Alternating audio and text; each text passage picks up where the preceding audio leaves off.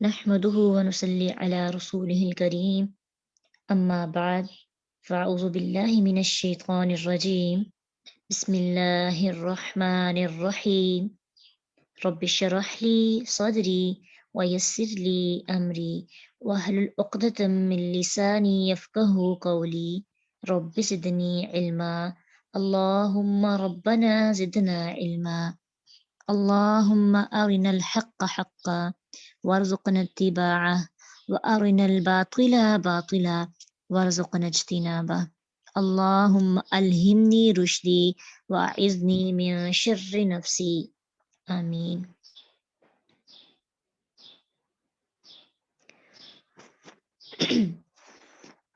إن الله يأمر بالعدل والإحسان وإيتاء ذي القربى وينهى عن الفحشاء والمنكر والبغي يعظكم لعلكم تذكرون.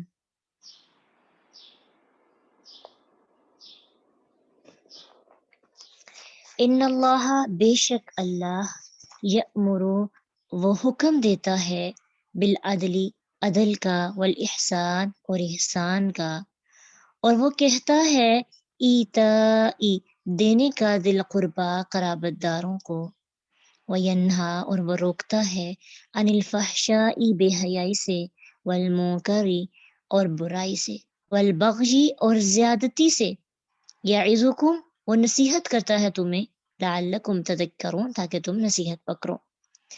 اس آیت کے اندر 3 بیسک نیکیوں کا جس میں تقریباً ساری باقی نیکیاں بھی آ جاتی ہیں اور 3 ایسے گناہوں کا سے بچنے کا ذکر کیا گیا ہے جن گناہوں کی وجہ سے انسان کی انفرادی اور اجتماعی زندگی ڈسٹرب ہو جاتی ہے. سب سے پہلے اللہ کس چیز کا حکم دیتا ہے؟ عدل کا. عدل کا کیا مطلب ہوتا ہے؟ عدل کا معنی ہے اپنے عقیدے اور عمل میں زیادتی یا کمی سے بچ کر اعتدال اور میانہ روی کا راستہ اختیار کرنا. اس کو کہتے ہیں عدل. اور انصاف بھی یہی ہے اور قسط بھی. ٹھیک ہے، انصاف اور قسط اور عدل یہ سب ایک ہی ٹرم ہے. اس کے بعد لفظ احسان، پہلے ورڈز کو دیکھیں گے پھر انشاءاللہ اس کی تفسیر بھی. احسان، قرآن میں احسان کا لفظ 2 طرح آتا ہے. ایک الہ یعنی یا کسی اور حرف کے واسطے کے بغیر، یعنی اس کے بعد الہ وغیرہ نہیں آتا، اور دوسرا الہ کے ساتھ. جب قرآن کے اندر احسان الہ کے بغیر آئے تو اس کا مطلب ہوتا ہے کام کو بہت اچھی طرح اور پختگی اور مضبوطی سے کرنا. ٹھیک ہے، جیسے ہم کہتے ہیں نا احسنتہ، کہ میں نے یہ کام بہت اچھی طریقے سے کیا. کیا میننگ ہوا؟ پختگی، مضبوطی، خوبصورت انداز میں کسی بھی کام کو کرنا. جیسے نیکیوں میں احسان، نماز میں احسان کیا ہے، روزے میں احسان کیا ہے کہ خوبصورت انداز اور خوبصورت طریقے کے ساتھ نماز ادا کرنا، گویا کہ آپ اللہ کو دیکھ رہے ہیں. اگر قرآن میں احسان الہ کے ساتھ آئے، احسنت الیہ، تو اس کا مطلب ہوتا ہے کہ مخلوق کو نفع پہنچانا. جو احسان ہم کرتے ہیں نا لوگوں پر، اللہ کی مخلوق کو نفع پہنچانا، اس کا میننگ یہ ہوگا. دونوں کی سمجھ آ گئی؟ ایک کا تعلق انسان کے اعمال کے ساتھ ہے کہ انسان اتنا خوبصورت کام کرے کہ اللہ تک وہ نیکی جب پہنچے تو بڑی خوبصورت، مضبوط اور پختہ نیکی ہو. اور دوسرا اس کا میننگ جب وہ الہ کے ساتھ آتا ہے تو مخلوق کو نفع پہنچانا. اب دیکھیے کہ اللہ کے ساری مخلوق کو پیدا کرنے اور ہر نعمت عطا فرمانے کا تقاضا یہ کہ انسان کا عدل کا جو عمل ہے وہ سب سے پہلے اللہ کے حق میں ہونا چاہیے، کہ انسان اللہ تعالیٰ کے حق میں نہ تفرید کا شکار ہو، نہ افراد کا، نہ کمی کا شکار ہو، نہ ہی زیادتی کا. اللہ کی ذات میں کمی یہ ہے، کیا ہے؟ کہ اس کی ذات کا انکار کیا جائے یا اس کی صفات جس طرح اس نے بیان کی اس میں سے کسی ایک صفت کا انکار کرنا بھی اللہ کے معاملے میں زیادہ کمی ہم کرتے ہیں. اسے تعطیل کہتے ہیں. تا عین طا یا لام تعطیل کہتے ہیں۔ اگر اللہ کو مخلوق کے مشابہ کہا جائے کہ اللہ فلاں کی طرح ہے، اللہ فلاں کی طرح ہے، تو اسے تشبیہ کہتے ہیں، اور یہ بھی اللہ کے حق میں کمی ہے۔ اگر ایسا مطلب نکالا جائے جس سے اس کی صفت کا انکار لازم آتا ہو، جسے تعویل یا تحریف کہتے ہیں، یہ بھی اللہ کے حق میں کمی ہے۔ یا پھر انسان یوں کہے کہ مجھے نہیں پتا کہ اللہ کی صفات سمیع اور بصیر وغیرہ کا کیا مطلب ہے، یہ اللہ ہی جانتا ہے، یہ بھی انکار ہی کی ایک صورت ہے، اسے تفویض کہتے ہیں۔ تو یہ سب اللہ کے حق میں تفرید ہے، عدل اور قسط کے خلاف ہے۔ اللہ کے بارے میں افراد کیا ہے کہ انسان کسی مخلوق کو اس کی ذات یا اس کی کسی صفت میں اس کا شریک مان لے، اس اکیلے خالق اور مالک کے ساتھ دوسروں کو بھی شامل کرے، تو یہ سخت ناانصافی اور ظلم عظیم ہے۔ ٹھیک ہے، یہ ہے اللہ کے معاملے میں عدل کرنا۔ اللہ کے معاملے میں عدل کیا ہے؟ نہ ہم افراد کا شکار ہوں، نہ ہم تفرید کا شکار ہوں، نہ اس کے حق میں کمی کی جائے، اور نہ ہی اس کے ساتھ کسی کو شریک ٹھہرایا جائے۔ یہ ہے اللہ کے حق میں عدل کرنا۔ دوسری چیز، مخلوق کے معاملے میں عدل کیا ہے؟ مخلوق کے معاملے میں عدل یہ ہے کہ کسی کو اس کے حق سے نہ کم دیا جائے نہ زیادہ، بلکہ ہر ایک کو اس کا پورا پورا حق دیا جائے، چاہے اپنی ذات پر بوجھ آتا ہو تو آ جائے، جیسے عمر رضی اللہ عنہ کیا کرتے تھے۔ اپنے بیٹے کے معاملے میں بھی انہوں نے یہ نہیں سوچتے تھے کہ میرا بیٹا ہے تو میں نے اس کے حق میں فیصلہ کرنا ہے، وہ انصاف کے ساتھ معاملہ کرتے تھے۔ جن کے درمیان ہم فیصلہ کر رہے ہیں ان میں سے چاہے کسی کے ساتھ دشمنی ہے یا دوستی ہے، تو اگر دشمن کے حق میں فیصلہ ہوتا ہے تو دشمن کے حق میں فیصلہ کریں، دوستی نہ دیکھیں۔ اللہ تعالیٰ نے اس کی بہت تاکید فرمائی ہے۔ سورۃ نساء آیت 58 میں اللہ سبحانہ تعالیٰ فرماتے ہیں وَإِذَا حَكَمْتُمْ بَيْنَ النَّاسِ أَن تَحْكُمُوا بِالْعَدْلِ، اور جب لوگوں کے درمیان فیصلہ کرو تو انصاف سے کرو۔ پھر اسی طرح اللہ سبحانہ تعالیٰ سورۃ مائدہ آیت 8 میں فرماتے ہیں، اور ہم ڈیٹیل کے ساتھ اس کو سیکھ کے بھی آئے ہیں، وَلَا يَجْرِمَنَّكُمْ شَنَآنُ قَوْمٍ عَلَىٰ أَلَّا تَعْدِلُوا، اور کسی قوم کی دشمنی تمہیں ہرگز اس بات کا مجرم نہ بنا دے کہ تم عدل نہ کرو۔ اعدلوا، عدل کرو، ہوا اقرب للتقوی، یہ تقوی کے زیادہ قریب ہے۔ پھر سورۃ نساء آیت 35 میں اللہ سبحانہ تعالیٰ فرماتے ہیں یا ایھا الذین آمنوا کونوا قوامین بالقسط شہداء للہ، اے لوگو جو ایمان لائے ہو، انصاف پر پوری طرح قائم رہنے والے، اللہ کے لیے گواہی دینے والے بن جاؤ۔ ولو علی انفسکم، چاہے وہ تمہاری ذات کے خلاف کیوں نہ ہو، او الوالدین، یا تمہارے ماں باپ کے خلاف کیوں نہ ہو، والاقربین، یا تمہارے قرابت داروں کے خلاف کیوں نہ ہو۔ ان یکون غنیشا او فقیرا، اگر کوئی غنی ہے یا فقیر، فاللہ اولا بہما، اللہ ان دونوں پر زیادہ حق رکھنے والا ہے۔ بعض اوقات ہمیں انصاف کا معاملہ کرنا پڑے نا، تو جب جو ہمارے رشتہ دار ہوتے ہیں، جو ہمارے قریبی ہوتے ہیں، ہمارے بچے، ہمارے پیرنٹس اور ہمارے رشتہ دار، ہم چاہتے نہ چاہتے ان کے حق میں فیصلہ کر دیتے ہیں، نہ بھی کریں ان کو زیادہ دے دیتے ہیں۔ اور کبھی کبھار ایسا ہوتا ہے کہ ہمیں ان لوگوں کے ساتھ چڑ ہوتی ہے اور ان کے حق میں فیصلہ ہو رہا ہوتا ہے، ان کے حق میں نہیں دیتے، دوسروں کے حق میں دے دیتے ہیں اپنا ذاتی بدلہ لینے کے لیے۔ تو اللہ کہتے ہیں چاہے تمہارے پیرنٹس ہیں، چاہے تم اپنی ذات، تمہاری اپنی ذات ہے یا رشتہ دار، چاہے کوئی غریب ہے یا میرے انسان سوچے کہ یہ بندہ غریب ہے تو یہ بیچارہ کیسے سزا برداشت کرے گا، چلو اس کو سزا کم دے دیتے ہیں، چلو امیر کو زیادہ دے دیتے ہیں۔ بعض اوقات نا ہم ترس کھانے میں یہ بھی کر دیتے ہیں۔ اللہ کہتے ہیں کوئی غریب ہے یا امیر، اللہ زیادہ حق رکھتا ہے ان پر، تم نہیں زیادہ حق رکھتے، اللہ کو زیادہ پتہ ہے کیا کرنا ہے۔ تو چاہے کوئی امیر ہے یا غریب، کسی کی غربت ہمیں فیصلہ غلط کرنے پہ مجبور نہ کرے، کسی کی امیری کا روب اور اثر ہمیں غلط فیصلہ کرنے پر مجبور نہ کرے۔ عدل تقوی کے قریب ہے۔ تقوی صرف نماز پڑھنے اور تہجد گزاری کا نام نہیں۔ تقوی یا ایھا الذین آمنوا ادخلوا فی السلم کافہ، ایمان والوں پورے کے پورے دین میں داخل ہو، اور دین پورا صرف عبادات پہ مبنی نہیں، معاملات بھی آتے ہیں اس میں، اور ہم اکثر معاملات میں آ کر اپنے ایمان کو کھو دیتے ہیں، اپنے اخلاق کو کھو دیتے ہیں، اخلاقیات میں آ کے زیرو ہو جاتے ہیں، معاملات میں بڑے بڑے نیک بندے، نمازی، پرہیزگار، لیکن جب معاملہ کرنا پڑتا ہے تو عدل نہیں ہو پاتا، انصاف نہیں کر پاتے۔ ایک ساس کو اپنی بہو کے درمیان میں انصاف کرنا پڑتا ہے، ایک خاوند کو اگر اس کی 2 بیویاں ہیں، 3 ہیں، 4 ہیں، ان کے درمیان فیصلہ اچھا انصاف کرنا پڑے گا، ایک ماں باپ کو بچوں کے درمیان اچھا فیصلہ کرنا پڑے گا، ایک ٹیچر کو اسٹوڈنٹس کے درمیان اچھا اور انصاف کا معاملہ اختیار کرنا ہوگا۔ یہ بہت مشکل پیپر ہے، اور اس کا حکم دیا گیا، یہ قرآن کی بہت جامعہ ترین آیت ہے۔ عدل، عدل اگر کرنا آ جائے تو بہت سے معاملات میں ہم صحیح ہو جاتے ہیں، ہم فیصلہ کرنے اور دشمنیاں جو ہماری ہو جاتی ہیں ان سے آزاد ہو جاتے ہیں۔ ٹھیک ہے، تو زندگی کے اندر ابھی ہم آگے بڑھ رہے ہیں، اللہ نے ہمیں ایسے موقع عطا کرنے ہیں، اور ابھی بھی اللہ نے دیے ہوں گے، تو یہ نہ ہو کہ جس بچے سے زیادہ محبت ہے تو وہ غلط کام کرے تو اس کو کچھ نہیں کہنا، اور جس سے کم محبت ہے اگر وہ کوئی غلط کام کرے تو اس پہ روب جھاڑنا، اس کو 4 دن 5 دن تک بلانا نہیں۔ ایسے بھی لوگ دیکھے گئے ہیں، ایسے ماں باپ بھی دیکھے گئے ہیں۔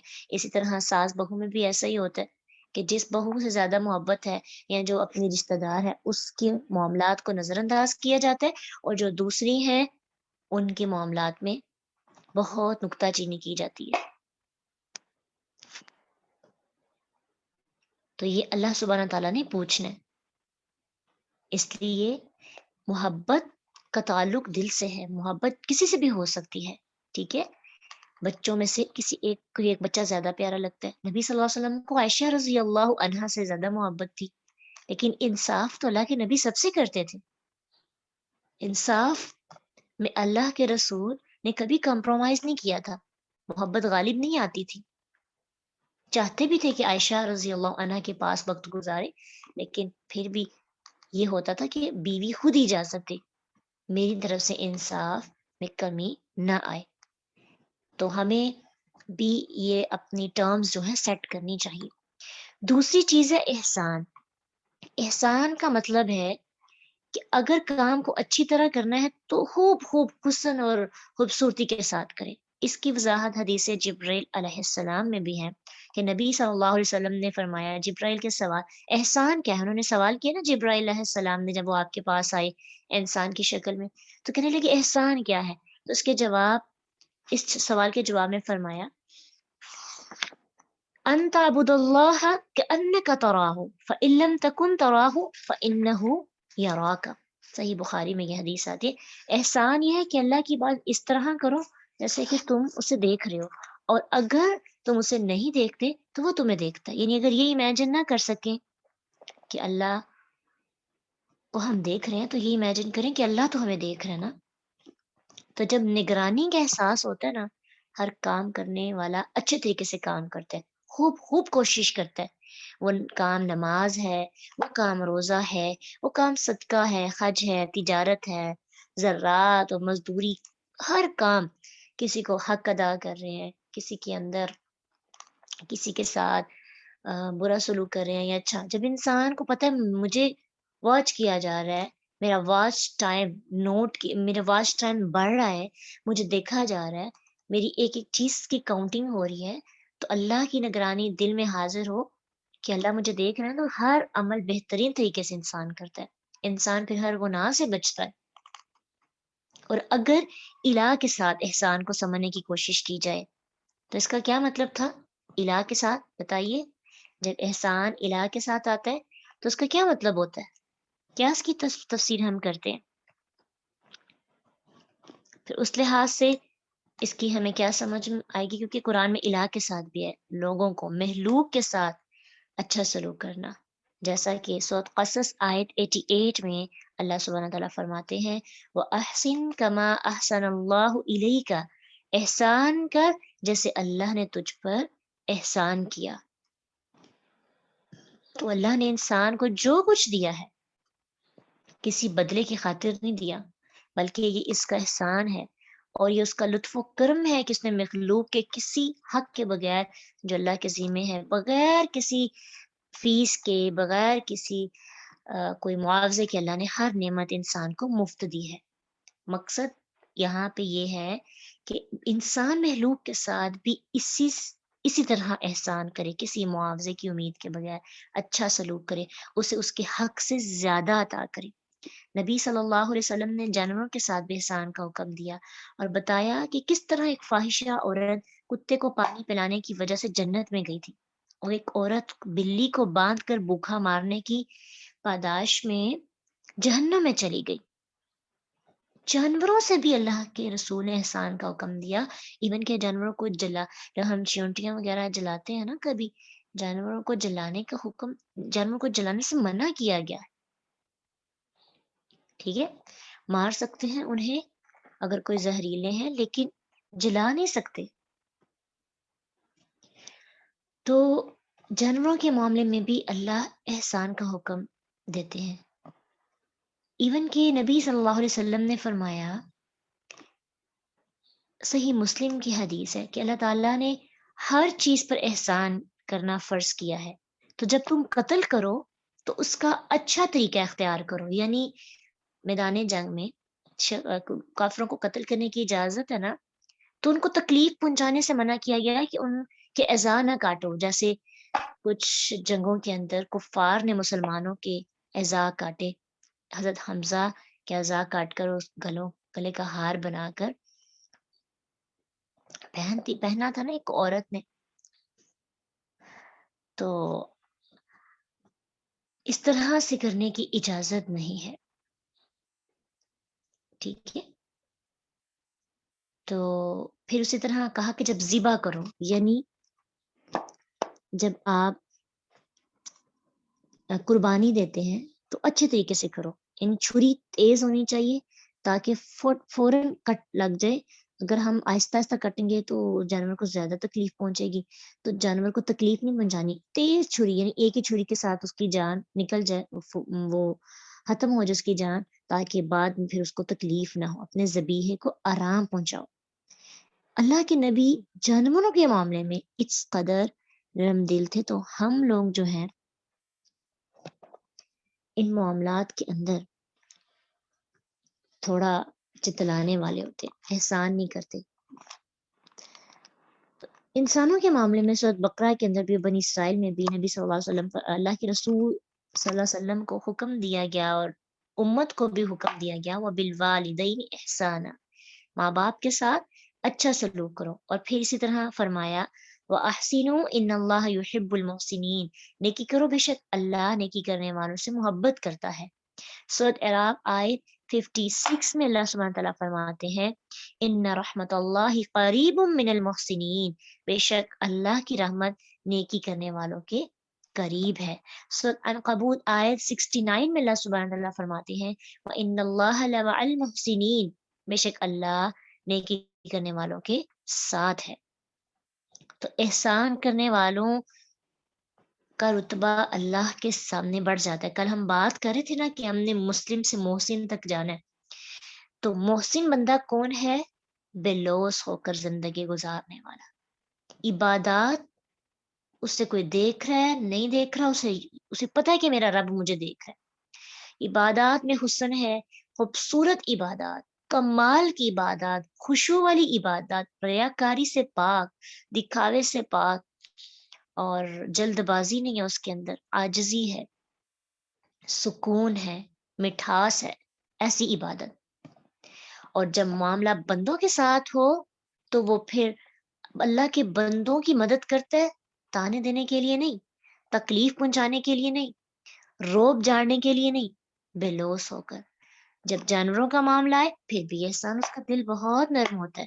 جب غیر مسلم کا معاملہ آئے پھر بھی، اور مسلمانوں کے ساتھ تو اس کی محبت ہی الگ ہوتی ہے، وہ احسان کرتا ہے، وہ نیکی کرتا ہے، وہ جتلاتا نہیں۔ ابھی رمضان آنے والا ہے نا، تو ہم سب نے انشاءاللہ صدقہ خیرات کرنا ہے، تو کوشش کرنی ہے کہ ہمارے ایک ہاتھ سے دے دوسرے کو پتہ نہ چلے۔ زکوٰۃ ادا کرنی ہے تو کسی کو جتلا کر یا تکلیف پہنچا کر یا رلا رلا کر اذیت دے دے کر زکوٰۃ نہ دے۔ عزت کے ساتھ، یہ آپ کا فرض ہے زکوٰۃ دینا. تو عزت کے ساتھ دوسروں کو صدقہ خیرات اور زکوٰۃ دینی. عید کی شاپنگ کروانی ہے تو سب لوگوں کو بتا بتا کر نہیں کروائیں. خود بہت مزہ آتا ہے ایسے صدقہ دینے کا کہ کسی کو پتہ ہی نہ ہو. یعنی آپ انویلپ میں اماؤنٹ ڈالتے ہیں اور کسی کے گھر میں پھینک آتے ہیں اور ساتھ لکھاتے ہیں کہ آپ اس سے فلاں چیز خرید لیں یا آپ کے راشن کے لیے. ایسے بھی جو ہے نا مزہ آتا ہے صدقہ زکوٰۃ دینے کا، اور اس طرح بڑی خوشی ہوتی ہے، انسان کے اندر ریاکاری نہیں آتی. بڑے طریقے ہوتے ہیں چھپا کر دینے کے، لیکن ہم لوگ چاہتے نہیں ہیں چھپا کر دیں، ہم سب چیز بتانا چاہتے ہیں.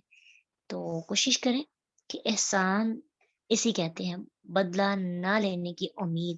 جہاں بدلہ نہ لینے کی امید ہو وہاں پہ جا کے نیکی کریں، پھر پتہ چلتا ہے ہمارے اندر ایمان کتنا ہے، پھر ہی ہم احسان کے درجے میں پہنچ سکتے ہیں.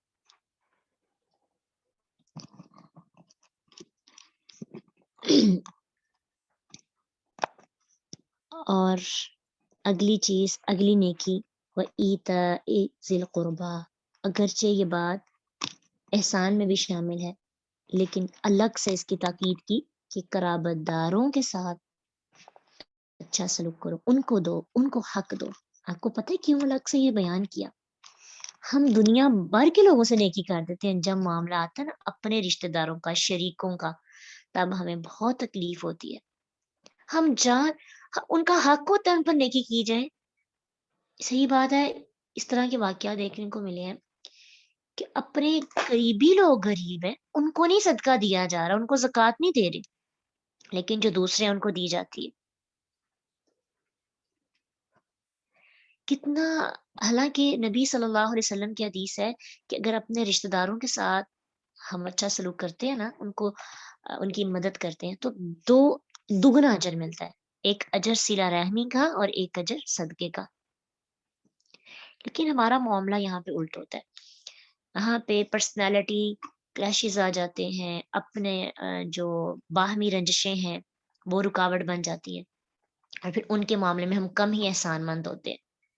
کبھی غور کریں نا، اجنبی لوگوں کے ساتھ ہمارا معاملہ پھر بھی ٹھیک ہوتا ہے، جو اپنے ساتھ رہنے والے لوگ ہوتے ہیں نا، ایون کہ گھر کے اندر جوائنٹ فیملی ہے، آپ اچھا کھا رہے ہیں، آپ کے والد یا آپ کے ہسبینڈ اچھا کماتے ہیں، ساتھ ہی دوسرا بھائی ہے اس کی اتنی انکم نہیں ہے، تو ہم راشن بانٹیں گے پوری پوری دنیا میں، لیکن جو ساتھ رہ رہے ہیں نا اس کو نہیں دیں گے، ایون کہ اس کو ضرورت بھی ہوگی. اس سے بھی ہمارا حساب ہونا ہے، ہمیں پوچھ گچھ ہوگی. تو اسپیشلی اللہ سبحانہ تعالیٰ نے احسان اور عدل کے بعد اسپیشلی ذکر کیا رشتہ داروں کا. چلیں ہم اپنا ٹارگٹ سیٹ کرتے ہیں، انشاءاللہ اس رمضان کے اندر جب ہم صدقہ خیرات کرنے لگیں گے یا راشن بانٹنے لگیں گے یا کسی کو کپڑے لے کے دینے لگیں گے، تو سب سے پہلے اپنے رشتہ داروں کی طرف نظر ڈال دیں گے. ابھی سے سوچیں، کوئی ایک رشتہ دار ڈھونڈ لیں، مل جائے تو بتا دے کہ مجھے مل گیا. ایک ایک رشتہ دار ڈھونڈیں جو آپ کے قریب ہے اور آپ کو لگتا ہے اس کو ضرورت ہے، وہ مانگ بھی نہیں سکتا، تو ایسے لوگوں کو صدقہ زکوٰۃ دینے کا زیادہ اجر ہے، زیادہ ثواب ہے. ٹھیک ہے، انشاءاللہ. ایک تو رشتہ داری بھی جو ہے نا مزید بڑھ جاتی ہے، محبت پیدا ہو جاتی ہے، اور دوسرا یہ ہے کہ انسان کو صدقے کا اجر بھی ملتا ہے، صلہ رحمی کا اجر بھی ملتا ہے. ان تینوں چیزوں کی سمجھ آ گئی، عدل کرنا ہے، احسان کرنا ہے، اور رشتہ داروں کے ساتھ پہلے سے زیادہ اچھا سلوک کرنا ہے. اپنی کزنز جن کے ساتھ آپ کی لگتی نہیں، کچھ ایسے بھی ہوتے ہیں نا فیملی کے اندر، ہماری ان کے ساتھ سوچ میچ نہیں ہو رہی ہوتی، لیکن سوچ تو ہماری بہت سے لوگوں کے ساتھ میچ نہیں ہوتی. ٹھیک ہے، ہم دشمنی تو نہیں رکھیں گے، ہم تو یہاں پہ احسان کرنے آئے ہیں نا، ہم نے تو محسن بننا ہے. تو محسن بننے کے لیے پھر ہمیں بڑا کرنا پڑے گا انشاءاللہ. اپنی شاپنگ کے ساتھ کوئی پیاری سی چیز لے کے اپنے کسی فرینڈ کو بھی تو گفٹ کرتے ہیں نا، عیدی دیتے ہیں فرینڈس کو، عید کے تحفے دیتے ہیں.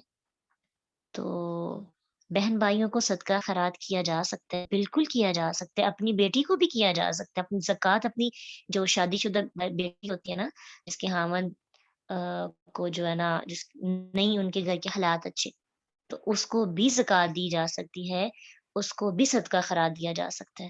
اپنے بہن بھائیوں کو صدقہ خیرات دیا جا سکتا ہے، ان کا زیادہ حق ہے، ان کو زکوٰۃ بھی دی جا سکتی ہے۔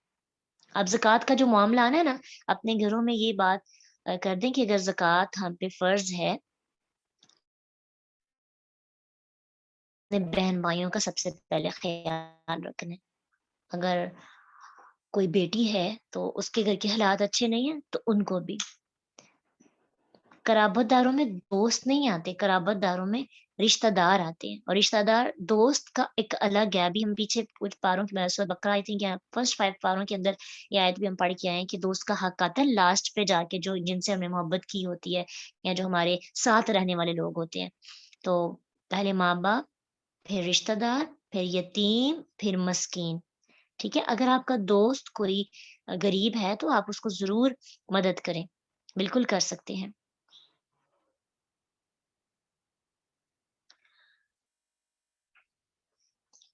انشاءاللہ زکوٰۃ کا، رمضان سے پہلے پہلے ہم زکوٰۃ کے ایک ٹاپک ڈسکس کریں گے، اس میں ڈیٹیل میں ہم دیکھیں گے کہ زکوٰۃ کتنے پیسوں پہ ہوتی ہے، اور زکوٰۃ جو کب دی جاتی ہے، اور زکوٰۃ کن کن کو دی جاتی ہے۔ انشاءاللہ یہ ہم ایک ٹاپک رکھتے ہیں تاکہ رمضان سے پہلے پہلے ہمیں ساری ٹرمز کا پتہ چلے، اور اس بار ہم کانشیسلی طور پر یعنی باشعور ہو کر یہ کام کریں۔ انشاءاللہ یہ سب چیزیں جو ہے نا ہمیں پتہ ہونی چاہیے، ہم دوسروں کو بتا سکیں۔ جو قرآن پڑھتے ہیں نا ان کو خاص طور پہ ان چیزوں کا پتہ ہونا چاہیے، لوگ اس کے بارے میں پوچھتے ہیں، اور کم از کم یہ چھوٹے چھوٹے مسئلے تو ہمیں بتانے آنے چاہیے نا ہمارے پاس، اور ہم نے حدیث کی مدد سے ان کو دیکھنا، اور اس پہ مختلف کوسچنز ہوں گے نا، انشاءاللہ اس کو کور کریں گے تاکہ ہمارے پاس پختہ دلیل بھی ہو۔ اب 3 ایسی چیزیں جس سے منع کیا گیا ہے وہ کون سی ہیں؟ وَيَنْهَا عَنِ الْفَحْشَاءِ وَالْمُنْكَرِ، اور فحشاء کہتے ہیں وہ برائی حد سے بڑی، حد سے بڑھ جائے، مثلا زنا اور قوم لوط کا عمل، یعنی ہم جنس پرستی، ٹھیک ہے، اس کو کہیں گے فحشاء، بے حیائی کے کام، حد سے بڑھ جانے والے کام، جس کو انسان تو نہیں سمجھتا غلط، لیکن شریعت کی روح سے وہ غلط ہوتے ہیں، اس سے منع کیا گیا ہے۔ اور پھر اسی طرح منکر، منکر ایسی برائی جن کا عقل انکار کرتی ہے، اور فطرت انسان بھی اسے برا سمجھتی ہے۔ بہت سی ایسی برائیاں ہیں عقل اس کا انکار کرتی ہے اور انسانی فطرت کے خلاف بھی ہوتی ہے وہ، تو اسے منکر کہتے ہیں، اس سے منع کیا گیا ہے۔ بغی کہتے ہیں کسی پر ظلم، زیادتی، زبان درازی یا دست درازی کرنا، سرکشی کرنا، حد سے بڑھنا، کسی کو تکلیف پہنچانا۔ اب یہ تینوں چیزیں انسان کے ایمان کو خراب کرتی ہیں، انسان کی انفرادی اور اجتماعی معاملات کو بگاڑ کر رکھ دیتی ہیں۔ تو اس لیے قرآن کی یہ جامعہ ترین آیت ہے، اس میں 3 بلائیوں کا ذکر کیا گیا ہے: عدل، احسان، ایتاء ذی القربی، جس میں تمام بنیادی نیکیاں جاتی ہیں، اور 3 برائیاں فحشاء، منکر اور بغی سے منع کیا گیا ہے۔ یہ تینوں برائیاں انسان کی انرجی کو، انسان کے ایمان کو، انسان کے اندر جو تقوی ہوتا ہے اس کو ڈسٹرب کر دیتی ہیں۔ اب دیکھیں، اگر ہم بے حیائی کی بات کریں یا ایسے کام جو حد سے بڑھ جانے والے ہیں، زنا کے علاوہ بھی اگر ہم کریں، جیسے ہماری ڈریسنگ اگر اچھی نہ ہو، جو ہمارے حیا کے تقاضوں کو پورا نہیں کرتی، تو آپ اگر اس تجربے سے گزر کے آئے ہوں تو آپ کے اندر تقوی نہیں رہتا، یعنی ایسا نہیں ہو سکتا کہ اللہ کا رنگ تو چڑھا نہیں ہوا اور ہم کہیں کہ ہم خشوع خضوع اختیار کر سکیں۔ انسان کی ظاہری جو معاملات ہوتے ہیں وہ باطن کے معاملات پہ بہت اثر انداز ہوتے ہیں۔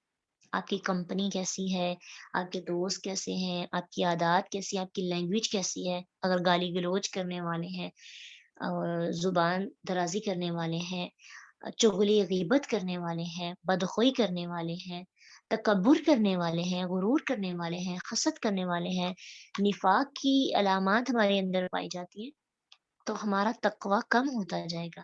احسان، عدل اور قرابت داروں سے اچھا سلوک نہیں ہم کر سکتے۔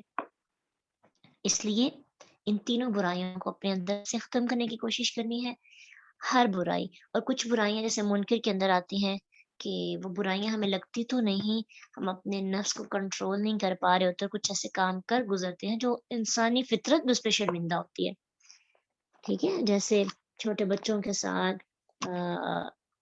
جو زیادتی کی جاتی ہے، ٹھیک ہے، جو زنا کا معاملہ ہے، کچھ لوگ جو جیسے کہ غیر مسلم ہیں اس کو تو جائز سمجھتے ہیں اور اپنی خواہش پوری کرتے ہیں، لیکن اس صورت میں بھی یعنی جو بچوں کے ساتھ زیادتی کا معاملہ ہے وہ انسانی فطرت کے بالکل اپوزٹ ہے. تو ایسے کام، اور ایون کہ بہت سے لوگ جانوروں کے ساتھ اپنی جنسی خواہشات کو پورا کرتے ہیں، تو یہ ساری چیزیں انسانی فطرت کے بالکل اگینسٹ ہے. انسان پھر یہ سوچتا ہے نا کہ یہ تو چلو زنا کے ڈر نہیں آتی کہ انسان کسی جانور کے ساتھ یہ سلوک کرے. اس لیے کچھ کام ایسے ہوتے ہیں جو انسان عقل بھی اس کا انکار کرتی ہے اور انسانی فطرت کے بھی اگینسٹ ہوتے ہیں. اس لیے ان تمام چیزوں سے ہمیں بچنا ہے. کیوں؟ کیونکہ یہ اللہ کی نصیحت ہے. اللہ کیا فرما رہے ہیں؟ یعظکم لعلکم تذکرون. اللہ تمہیں نصیحت کرتا ہے تاکہ تم نصیحت حاصل کرو. نصیحت اس لیے نہیں کی جاتی. واز کہتے ہیں، یعظو جو ہے نا واز سے ہے، واو عین ضا. واو عین ضا میں آتا ہے کہ ایسی نصیحت جو دل کو نرم کر دے، اثر انداز کرے، جو زندگی بدل دے دل کی، جو انسان کے اندر نرمی پیدا کرے. تو نصیحت اللہ نے یہ اس لیے کی، کل ہم نے پڑھا تھا کہ قرآن ہمارے لیے ہدایت بھی ہے، قرآن کھول کھول کے واضح کر دینے والی کتاب بھی ہے. تو آج دیکھیں نا، قرآن نے وضاحت کر دی ایک ایک چیز کی. چھوٹی سی آیت ہے اور ہر پہلو کو اپنے اندر گھیرے ہوئے. اس میں عبادات بھی آ رہی ہیں، معاملات بھی آ رہی ہیں، اخلاقیات کی بھی بات ہو رہی ہے. کتنی خوبصورت آیت ہے نا. اس آیت پہ عمل کریں، اگر اس ایک آیت پہ عمل کریں، یقین جانے ہم 80% تک ایمان اپنا بڑھا لیں. چند باتیں رہ جاتی ہیں جو پیچھے، ہر چیز اس میں آ جاتی ہے.